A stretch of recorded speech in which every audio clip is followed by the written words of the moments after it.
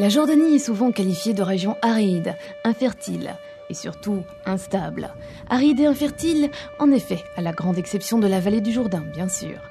Instable, d'une certaine manière. Sa position délicate l'explique aisément. En effet, la Jordanie se trouve au cœur du Moyen-Orient. Ses voisins sont l'Irak, l'Arabie Saoudite, la Syrie et Israël.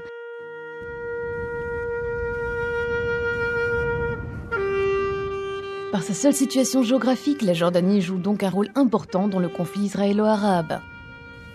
Toutefois, il est moins question de conflit depuis que Feu le roi et grand médiateur Hussein a fait le premier pas vers le processus de paix. Et c'est tout bénéfice pour le tourisme. La Jordanie regorge en effet de sites archéologiques et autres splendeurs.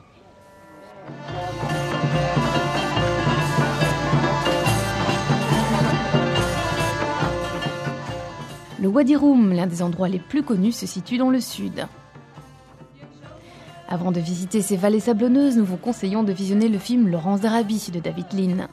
En effet, certaines des plus belles scènes ont été tournées à l'endroit où en 1917 l'officier anglais Thomas Edward Lawrence a préparé l'assaut de l'actuelle ville balnéaire d'Aqaba. Depuis le tournage en 1962, le culte de Lawrence n'a cessé de croître. Ainsi, cette formation rocheuse a hérité du nom des 7 piliers de la sagesse, d'après le titre du roman de Lawrence, écrit en 1927 relatant la révolte arabe.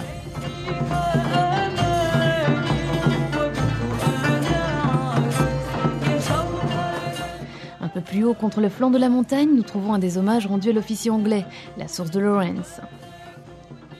L'eau, or bleue du Moyen-Orient, est un bien rare en Jordanie, et notamment dans le désert du Wadi Rum. À l'époque de Laurence d'Arabie, quiconque osait s'abreuver à la source même était passible de peine de mort. Rassurez-vous, cette époque est révolue, mais n'oubliez pas que l'eau reste un bien précieux.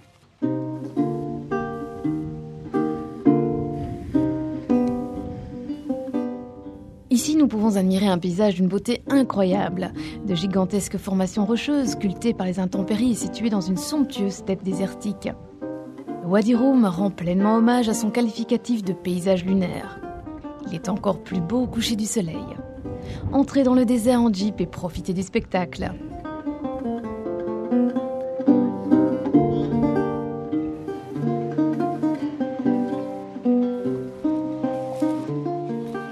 Et pourquoi ne pas y planter votre tente et reprendre la route pour Aqaba le lendemain, après l'enchantement du lever du soleil ?